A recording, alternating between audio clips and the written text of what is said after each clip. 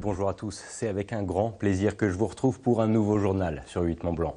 Nous sommes le mercredi 18 septembre 2024 et tout de suite, voici les titres que nous allons développer dans cette édition. Le stade de Chambéry séduit les grandes équipes de rugby de la planète pour y jouer des matchs internationaux. Deux rencontres sont d'ores et déjà programmées dès les prochains mois. Tous les détails à suivre dans ce journal.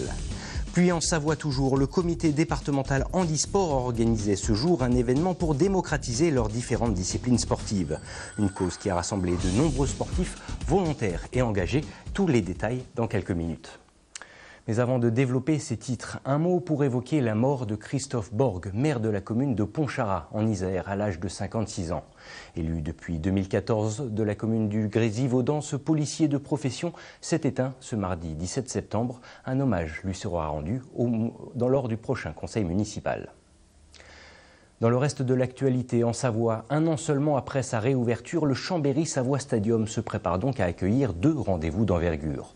En effet, 4 équipes internationales de rugby vont s'affronter sur la terre chambérienne. Les USA, le Tonga, le Japon ainsi que l'Uruguay. Tous les détails sur cet événement inédit dans ce reportage de Fanny Savard. C'est ici, sur cette pelouse synthétique flambant neuve, que vont s'affronter le 16 novembre 2024 4 équipes internationales. D'abord le Japon face à l'Uruguay, puis le Tonga contre les États-Unis. Un événement totalement inédit qui va permettre de faire rayonner la capitale savoyarde.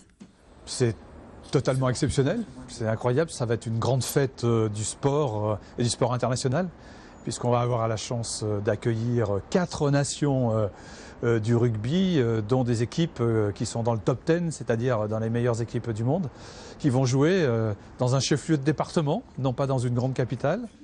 Il a fallu près d'1 an pour que l'organisation de World Rugby arrête son choix sur la ville de Chambéry.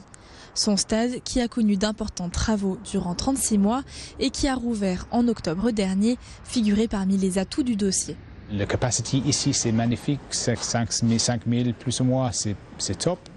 Et aussi le terrain, les conditions pour l'entraînement, les hôtels ici, oui, c'est top pour les 4 équipes. Eddie Jones, l'ancien entraîneur de l'équipe australienne et à présent à la tête de celle du Japon, a même foulé la terre chambérienne en juin dernier, visitant le stade de fond en comble. Alors, avec cette bonne nouvelle, le club de rugby rêve à présent à de nouvelles ambitions. C'est un stade de nouvelle génération avec une proximité pour les joueurs, donc ça c'est très important quand on est joueur, c'est une expérience exceptionnelle. Et puis on a le doublé le nombre de spectateurs, on les reçoit dans de bonnes conditions, mais il est clair que parallèlement les charges ont augmenté sensiblement, voire très fortement. Donc il faut trouver le bon modèle. À 3000 spectateurs, on est à peu près sur une jauge où on couvre les frais. Et il faut qu'on arrive à 4000 ou 5000 pour que ça devienne très intéressant pour le club. Mais voilà, on a un outil pour demain, si on monte éventuellement en Pro D2, et ben on est prêt à accéder à la Pro D2. Le 16 novembre sera donc un jour historique à Chambéry, avec le premier coup d'envoi à 14h30, avant un second donné à 17h30. L'objectif ici, c'est de faire un package global où les spectateurs vont venir voir les 2 matchs. Et qu'entre la fin du premier match et le début du deuxième match, il y ait environ 1 heure et les spectateurs pourront soit aller boire un coup, soit aller sur le parvis où il y aura des animations, etc. et qu'ils puissent être là pour le premier match à 14h30 et pour le deuxième match à 17h30 et que ça fasse une grande journée de rugby. La billetterie sera ouverte dès ce vendredi. Les amateurs du ballon ovale pourront acheter un package de 2 matchs à partir d'une vingtaine d'euros. En sport toujours, le stade d'athlétisme Mas-Barral de Chambéry a vu défiler toute la journée des centaines de coureurs et de coureuses, et ce pour la bonne cause. Organisée par le comité départemental handisport de Savoie, la 8e édition de la Savoie court pour le handisport a tenu toutes ses promesses ce mercredi. Un événement aussi sportif que convivial et solidaire, dans le cadre duquel chaque tour de terrain effectué a été comptabilisé, comme vous pouvez le constater avec ce reportage réalisé par Kezia Poudou. De la transpiration, du challenge et de la bonne humeur, voici les maîtres mots au stade d'athlétisme Mas-Barral de Chambéry. Si le rythme cardiaque des coureurs a dû bien augmenter, leurs qualités de cœur se sont également faites ressentir, car ce mercredi, ils étaient motivés par une cause solidaire, le handisport. Chacun est donc venu avec un objectif de tour de piste bien différent. Moi 30, un collègue 32 là en vert, et puis le reste ça doit tourner autour d'une vingtaine je pense. On est de garde à la caserne de Chambéry et comme tous les matins on a une séance de sport et il se trouvait que ça tombait le jour où il y avait le handisport et la course pour Savoie handisport. Donc du coup on a décidé de participer à l'événement. On a eu de la chance de ne pas être sonné par les interventions donc on a pu faire le nombre de tours qu'on voulait. On a réussi à se tirer un petit peu la bourre avec les collègues. 23 km. Et mon record perso sur le handisport, c'est 67 km sur la journée. Quand je suis là, je suis bien. Donc pour moi, c'est naturel en fait d'être là, c'est un complément. J'aime courir, je suis marathonienne. Et du coup, non, c'est un réel plaisir en fait, même si j'ai un peu mal partout. Mais non, c'est bonne ambiance, on voit du monde toute la journée. Il n'y avait pas d'objectif de tour, il y en a qui ont marché, mais l'objectif c'était de passer un bon moment et d'être tous ensemble et c'est réussi ça. Pour cette 8e édition de La Savoie Court pour Handisport, l'objectif est d'atteindre 40 000 km cumulés, que ce soit lors des 2 événements organisés ou encore de façon connectée, c'est-à-dire en parcours libre. À travers ces événements, le comité départemental handisport de Savoie souhaite réunir des fonds. Notre objectif aussi, c'est de réunir du financement par des entreprises pour acheter du matériel spécifique, sachant qu'il est relativement cher, que ça soit en ski, en bike, vélo ou autre. Il suffit de venir, vous faites le nombre de tours que vous souhaitez, que ce soit à pied ou en courant. Et une fois que c'est terminé, vous nous indiquez le nombre de tours effectués. Au centre de la piste, différents stands sont présents pour sensibiliser et informer sur le handicap. Et le principe est simple, c'est en faisant que l'on comprend, comme sur ce parcours fauteuil. Le petit plan en bois qui peut par exemple représenter les pavés au centre-ville de Chambéry. Donc ça permet vraiment de montrer au quotidien ce que les personnes en fauteuil vivent. Et ce qui est assez drôle, c'est qu'il y a souvent les élèves qui nous disent que c'est drôle et que c'est bien. Et après, nous, on leur pose la question, mais est-ce que c'est bien pour toute la vie ? Et là, c'est là où ils pensent, ah oui, en fait, non. C'est pas seulement ludique, mais c'est aussi, en fait, c'est des gestes quotidiens pour des personnes en fauteuil.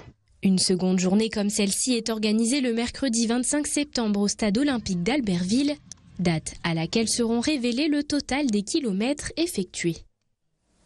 Nous poursuivons avec le 2e épisode de notre série de la semaine consacrée aux vins de nos pays de Savoie. Ce soir, nous vous proposons de découvrir ou de redécouvrir l'une des nombreuses spécificités de notre terroir. Pour cela, direction la vallée de l'Arve où l'on produit le vin d'Aïze, une vigne endémique et historique qui perdure aujourd'hui grâce à 5 producteurs des Coteaux du Maule. Les précisions avec ce reportage de Chloé Lemeur. Connaissez-vous le Gringer ? Ce cépage blanc utilisé pour faire du pétillant ou du vin tranquille est unique au monde. C'est en Haute-Savoie, dans la vallée de l'Arve, qu'il est cultivé. Historiquement, le Gringer, il est endémique de Bonneville, Aïze et Marigné. Pendant longtemps, on a cru que c'était les Templiers qui l'avaient ramené au XIIe siècle ici. Mais en fait, en 2018, il y a un ampélographe valaisan qui a fait des recherches. Et il est en fait vraiment endémique de Haute-Savoie et d'ici d'Aïze, et il serait apparu au début du 8e siècle. Si au 19e siècle, près de 600 hectares sont encore consacrés à sa culture, avec l'industrialisation, le vignoble d'Aïze s'est aujourd'hui considérablement réduit. Il y a 23 hectares dans l'appellation Aïze, 4 à 5 producteurs professionnels, une dizaine de producteurs qui sont encore double actifs. C'est très très étonnant dans le vignoble. On est encore sur une culture qui ressemble beaucoup à ce qui pouvait se passer juste post-Seconde Guerre mondiale. Classé en appellation d'origine contrôlée Savoie-Aïze depuis 1973, le Gringer ne ressemble à aucun autre vin de Savoie. Sa particularité, il est cultivé sur les coteaux entre 450 et 600 mètres d'altitude et exposé plein sud. Le travail est largement dans ces coteaux fait à la main parce que c'est quand même difficile de mécaniser. Évidemment, les vendanges sont manuelles.